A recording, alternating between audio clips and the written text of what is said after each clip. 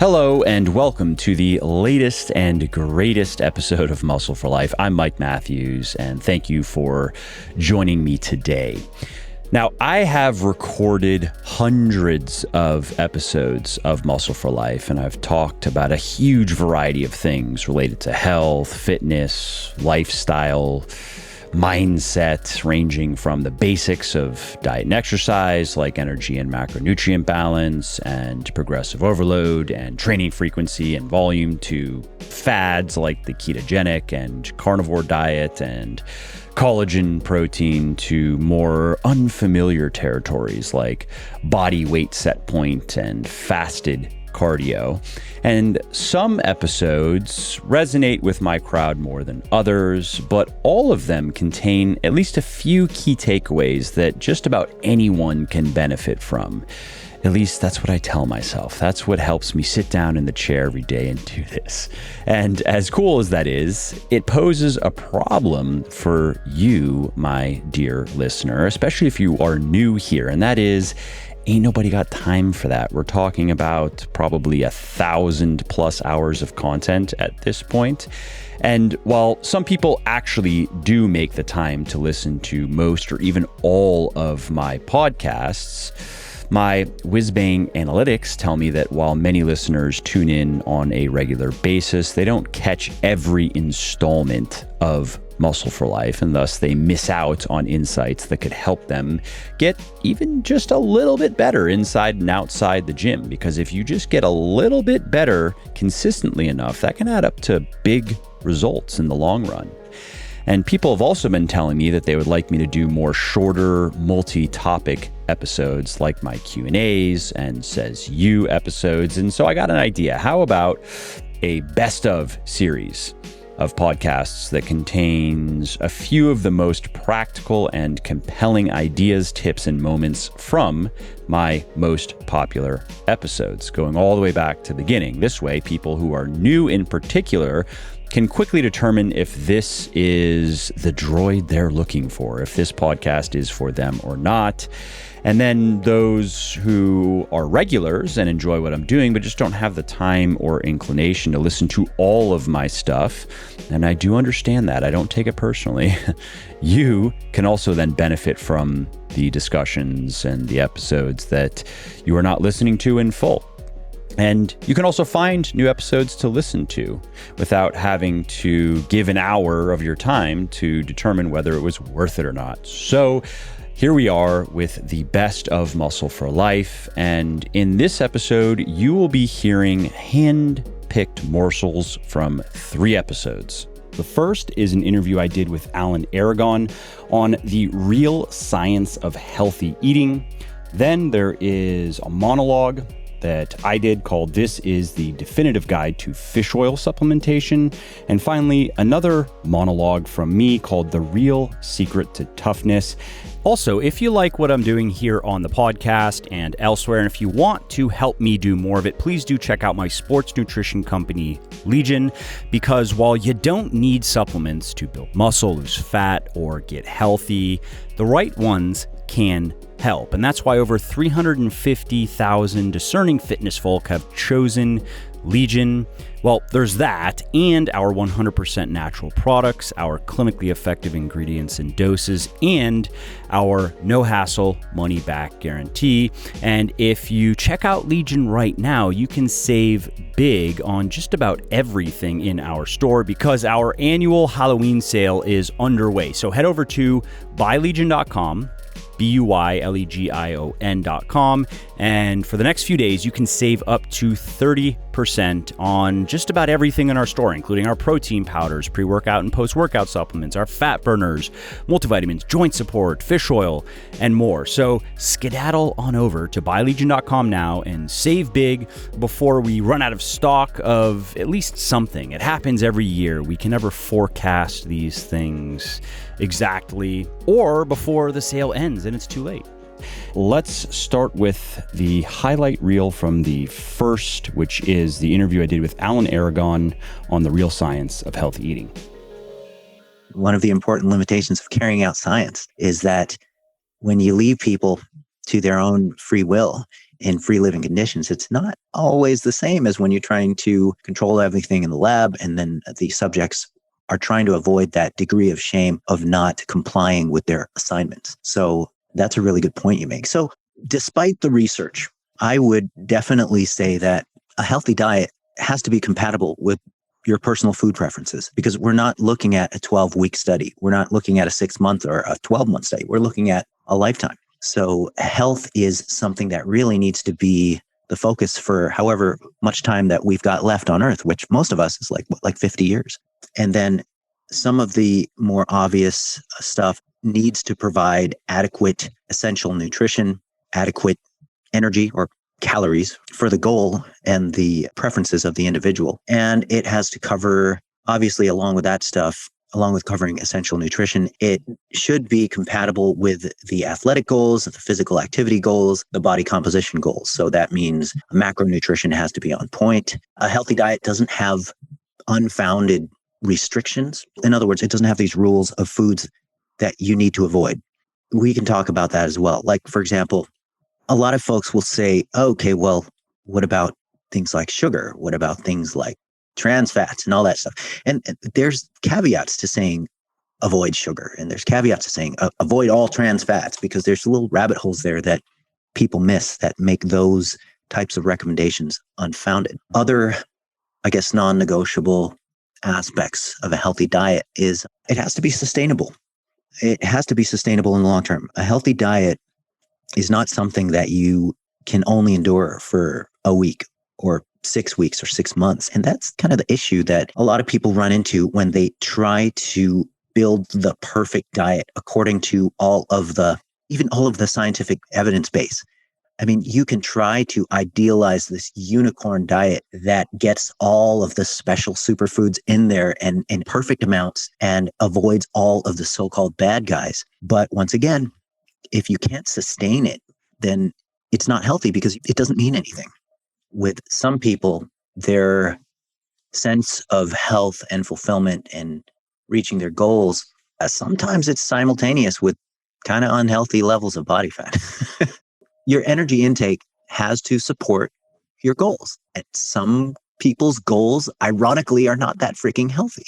It's a weird irony there. It's a weird paradox there. Relative energy deficiency can manifest adverse consequences in both sexes, but with women in particular, we see the cessation of the menstrual cycle, and this leads to impacts on, most concretely, on the skeletal system, not to mention the lean body mass losses and various consequences of that, but kind of the ultimate manifestation of the so-called triad, or the female athlete triad, would be menstrual dysfunction, which leads to hormonal changes that affect the body's ability to properly regulate calcium balance and bone health. So it begins with disordered type of eating that's mixed in with menstrual disruption, and it can eventually turn into osteopenia and osteoporosis. And osteoporosis, in large part, is super dangerous because there's very little recourse for reversing it once you're osteoporotic. And it's just bad. It's a really bad slope to slip down with women and relative energy deficiency, or the female athlete triad. And obviously, these detriments can manifest in men as well. But there's a special focus on the detriment towards women because there's a lot more concrete adverse effects that can be measured as a result of chronically not eating enough. When you look at the different case studies of competitors, the male competitors, the severe market drops in testosterone levels to below normal levels, they occur within the first 3 months. Okay. And if I'm recalling correctly, the drop can be pretty rapid, especially within the first month even. And in talking to competitors, just interviewing them about their various levels of function, almost every competitor will describe to you a feeling of a loss of will to live within the first 3 months. And certainly with natural competitors who nowadays take even a longer competitive stretch. Like, it's really common for natties to map out a 6-month contest prep period. And it's during the last couple of months where they just have really no natural desire for anything.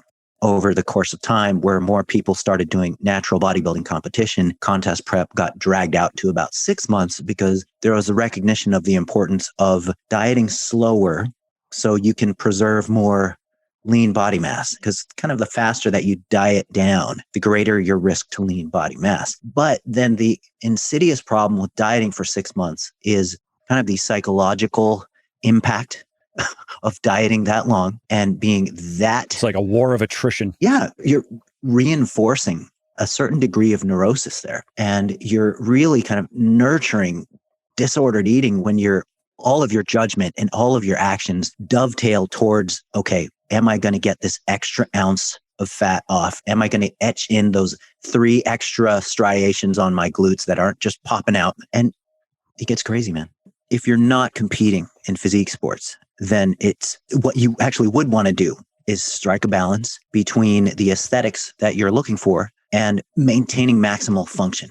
And with men shooting for that range, the 10 to 15% body fat. And granted, there's going to be limitations with how accurate we can actually gauge that, right? But just putting numbers on it, that's a good range. That's a healthy range on the lean side. If we're talking about this strange and dynamic idea of preserving health, macronutrition has to meet the individual's goals. I mean, if somebody doesn't necessarily have any pressing goals, they're just existing in the general public, protein can be met with, I want to say, as low as 1.2 grams per kilogram of body weight. Kind of have a preference to see people consuming more than that, even though it's published in the literature that 1.2 is fine. I'm a bit more protein happy. I'm a bit more protein happy. Yes. I would rather people kind of shoot for a bottom end of 1.5, 1.6 grams per kilogram of body weight, because as people start hitting their elderly years, we're seeing that, 1.2 doesn't necessarily cut it. In the literature at large, it's hard for people to sustain a dietary fat intake that's 20% of total calories or less. When they're assigned a low-fat diet, whether the target is 10 to 20%, they almost can never even hit the 20. They almost can't sustain the 20%. It always creeps up to like high 20s at least. 20% of calories is typically unsustainable. So that's one aspect. And then the other aspect is when people chronically run low dietary fat intakes, it can lower testosterone levels. It can lower your androgen levels. With protein, I am totally fine. Like from the nutritional standpoint, getting a variety of both animal and plant sources is probably going to be ideal. So with animal sourced protein, you don't have to exclusively eat highly processed meat stuffs. You don't have to eat bacon every time you're trying to get your protein, which is going to be a minority of protein and a majority of fat anyway. You don't have to, eat cured meats and Vienna sausages all day to try to get your protein. I mean, it's not about that. With protein sources, I think that animal sources are fine as long as you're looking at fresh animal sources, minimally processed stuff. And even some of the processed stuff is fine as long as you can moderate it. But the way that you can look at protein intake with animal foods, you've got your usual suspects. You've got your meat, fish, poultry type stuff. Pork is in there somewhere, depending on how you want to classify that. I think it's perfectly fine to rotate through the day or through the week, meat, fish, and poultry. You want to do a freaking even division of those in thirds through the week. Great. That's perfectly fine. I don't think people need to fish, and then every once in a blue moon, you can just have a steak. I think the red meat scare is overblown. I am aware of the public health recommendations for red meat, and some people might view them as too restrictive, too conservative. It does come down to about 2 to 3 ounces a day that the major health organizations want you to max out on with red meat intake per day. There's the factor of drinking your calories versus eating them. And I think that a lot of people will run into problems if they just rely on protein powder to get the protein in. And this is not saying that there's nobody out there who can do it, but people in general, protein powder is a great addition to the diet, a great way to conveniently and economically get in high quality protein. But in my observations, there's very few people who really just rely on it to get the majority of protein and still skate by and optimize. So under that larger carb umbrella, we've got fruits, vegetables, and starches. And then starches have this sub umbrella where you've got starchy vegetables and grains. So the starchy vegetables are, just to put things simply, they're all healthy. All the root vegetables. And this includes legumes. So peas, beans, corn, yams, potato, squash, those sort of things. The starchy vegetables, they're all healthy. And some people will claim that they can't tolerate some, and that's fine. Have what you can tolerate. And then under the grains umbrella, interesting story here, Mike, you've got the whole grains and you got refined grains, and you have the controversies surrounding that there. So public health guidelines dictate that you try to have at least half of your grains being, in quotes, whole grains. And then you can have the rest being refined. But that's another slippery little rabbit hole there. But I want to make the point here with the grain group. The grain with the most positive research behind it is oats. Oats are kind of like the MVP grain. You do want to consume fruits and vegetables. That's a no-brainer. Several servings per day, at least of the vegetables. 2 to 5 servings of vegetables is the public health guideline for that. 2 to 5 servings of vegetables, 2 to 4 servings of fruit. Some literature will say 2 to 3 servings of fruit, but it really depends on the fruit. Okay, so fruits and vegetables, eat them. Starchy vegetables, all healthy, eat them. And that includes legumes. With grains, there's a little bit of a dichotomy there between the refined stuff and the whole stuff. And then you've got MVP being oats. And then there's another sub-argument there with white rice versus brown rice. The differences are too minuscule to matter between brown rice and white rice. If you prefer brown, eat it. If you prefer white rice, eat it. If you eat enough rice in your diet for that to actually matter, then your diet is wrong.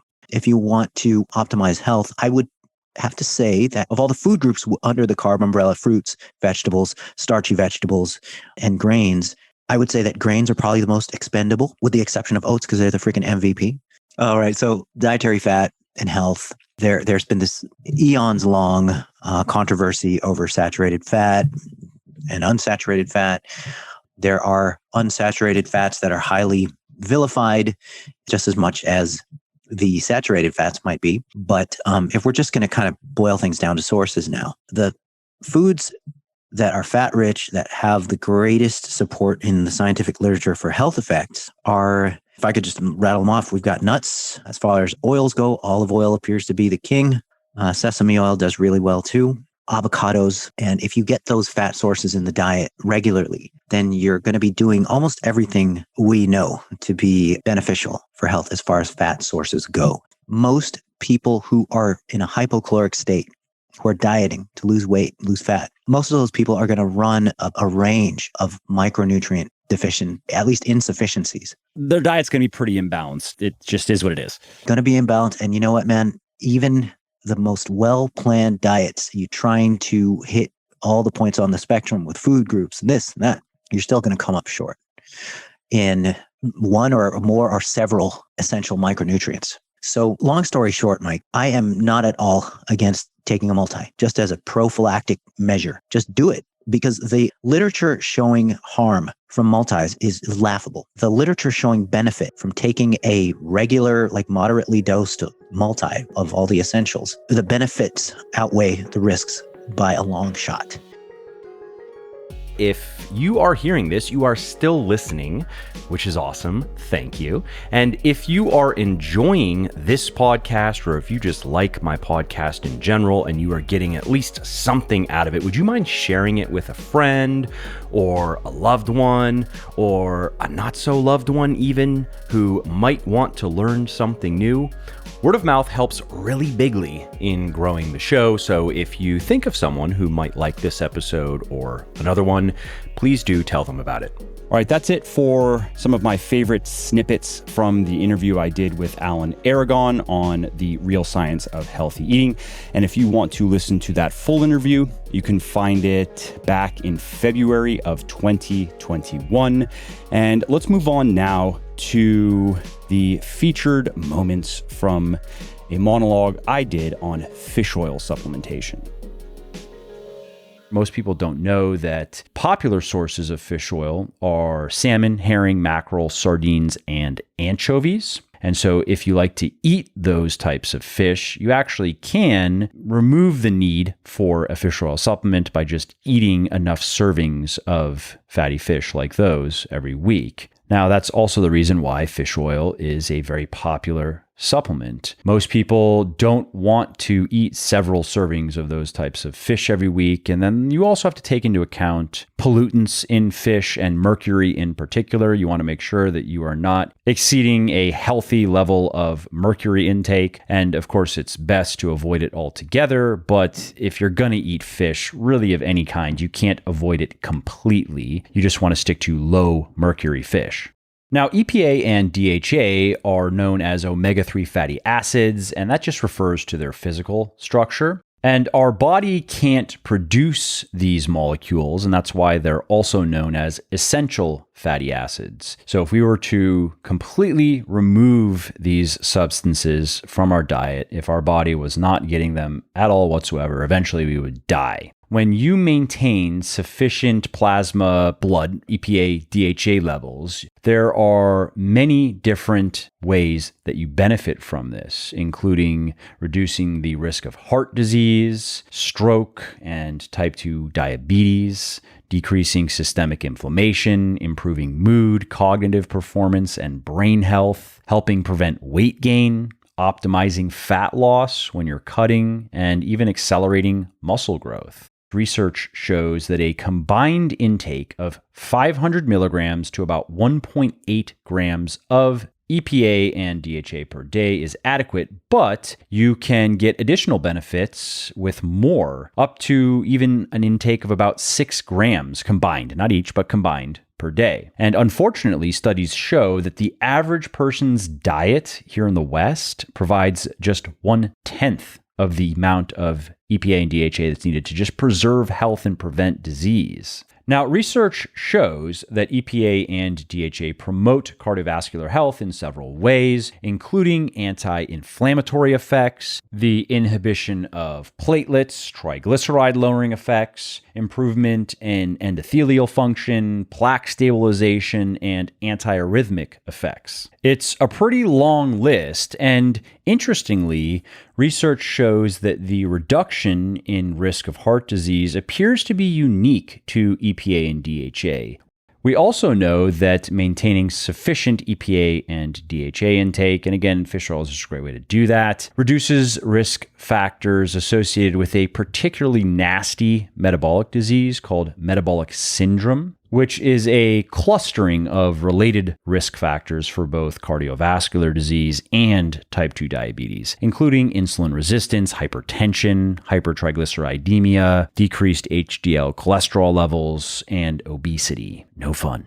And another well-established benefit of omega-3 fatty acids related to inflammation is reducing joint pain and joint inflammation. And that's why studies show that fish oil is an effective joint supplement, and especially if you take enough. Fish oil can also improve your mood. It can improve symptoms of depression, of anxiety, and stress. And scientists have isolated several mechanisms that are responsible for these benefits. And the first one is what we just talked about, the reduction of inflammation, which also has positive effects in the brain. And another is the influence of omega-3 fatty acids on brain-derived neurotrophic factor, which is a protein that protects the health and enhances the function of the brain. So now let's talk about dosing. How much do you need to take? And that depends on your goal. I mentioned earlier that if you just want to stay healthy, a combined intake of 500 milligrams to 1.8 grams of EPA and DHA per day is sufficient.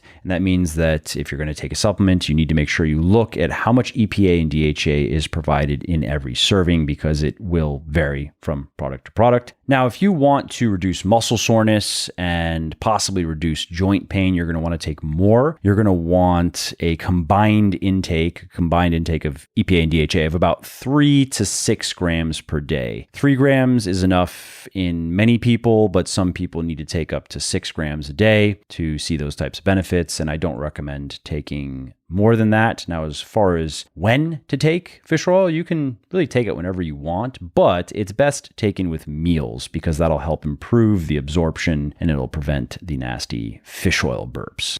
Now, let's talk about the type of fish oil, because there are 3 primary forms on the market today. You have triglyceride, you have ethyl ester, and you have re-esterified triglyceride. And a triglyceride is simply a molecule that consists of 3 fatty acids and 1 molecule of glycerol, which is just a colorless, odorless substance that's found in fats and oils. And so the triglyceride form of fish oil is the natural, unprocessed form. Now, out of those forms, you'd probably assume that the natural one is the best, right? The triglyceride supplement is the best. And triglyceride fish oil is good. Research shows that it's absorbed well by the body, but it also can have much higher levels of contaminants than ethyl ester and reesterified triglyceride oils. And so the last form that we haven't discussed yet is the best, and that is the reesterified triglyceride oil, which is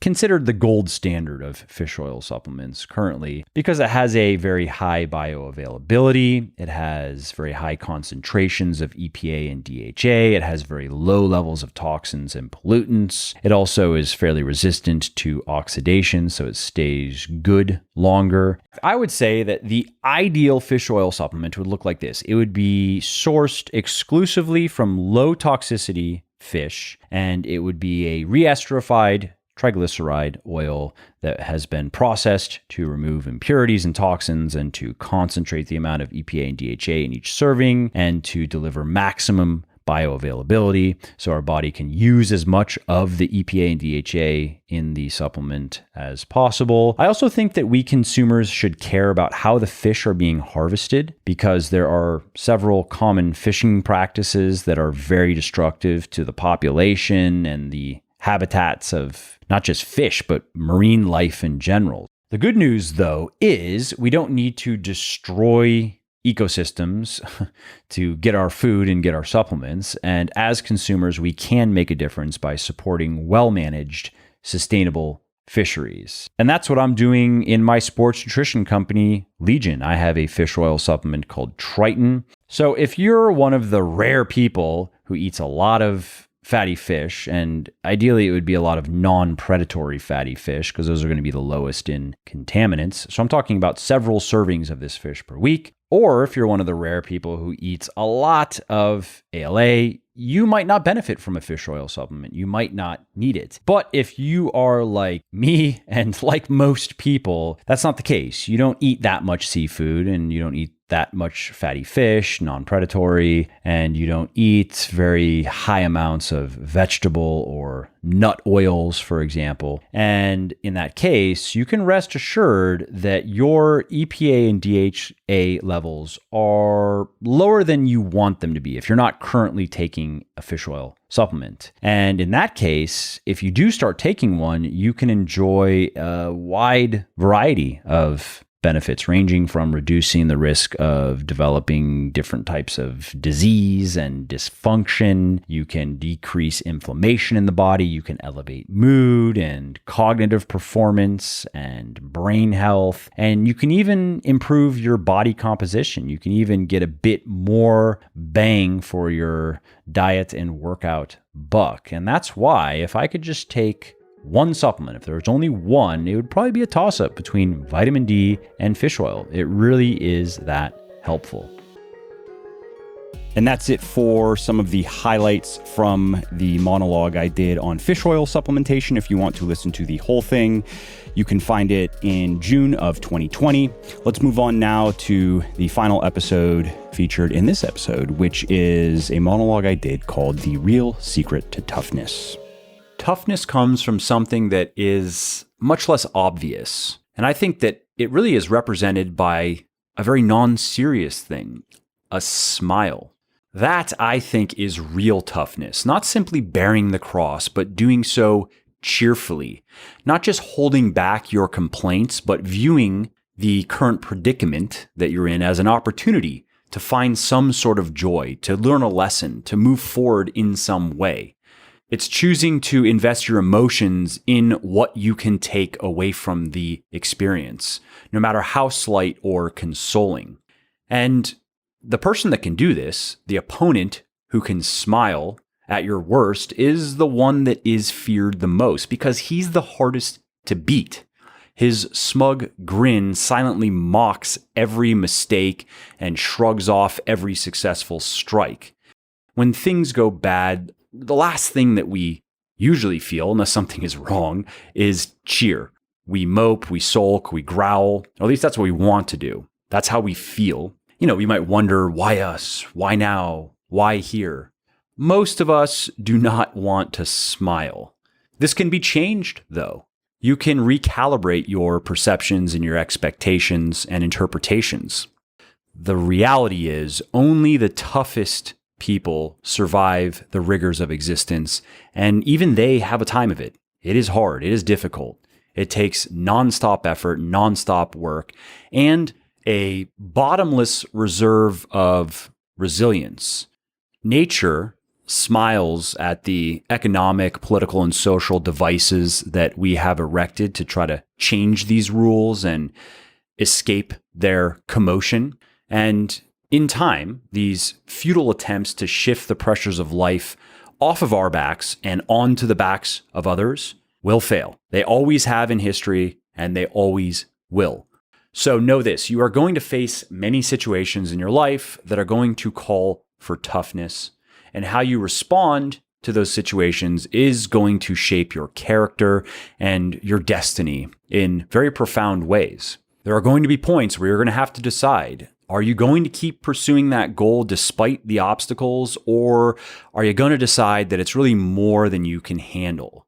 Are you going to let your opponent have his way with you, or are you going to fight back and win? And ultimately, if you do lose, are you going to at least go down swinging? Are you going to give in to what is immediate and gratifying, or are you going to sacrifice that for the future? Are you going to sacrifice your present self for your future self?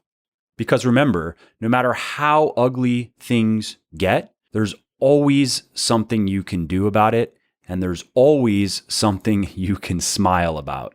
Even if it's just the simple fact that you're still in the game and you still can make a go at it. This, I think, is one of the secrets to not getting demotivated. I know it's something that has helped me tremendously with motivation. I rarely get demotivated because I rarely allow anything to demotivate me. It doesn't take that much motivation to keep going when nothing really demotivates you, because you simply choose to not be affected by it. You simply choose to laugh at it and to reject it as your knee-jerk response, and then figure out how to deal with it. Once you get beyond the woe is me, then you can really do something. And so it goes with every area of life. Every aspect of living is going to hit you at some point. Hopefully not all at once, because that can be a bit trying, but you're going to get hit from various sectors going through life. And how you respond to those blows is everything. All right, friend, that wraps up the highlight reel from The Real Secret to Toughness. And if you want to listen to the whole episode, I published it back in March of 2018. Well, I hope you liked this episode. I hope you found it helpful. And if you did, subscribe to the show, because it makes sure that you don't miss new episodes. And it also helps me because it increases the rankings of the show a little bit, which of course then makes it a little bit more easily found by other people who may like it just as much as you. And if you didn't like something about this episode or about the show in general, or if you have ideas or suggestions or just feedback to share, shoot me an email, mike@muscleforlife.com, muscleforlife.com, and let me know what I could do better, or just what your thoughts are about maybe what you'd like to see me do in the future. I read everything myself. I'm always looking for new ideas and constructive feedback. So thanks again for listening to this episode, and I hope to hear from you soon.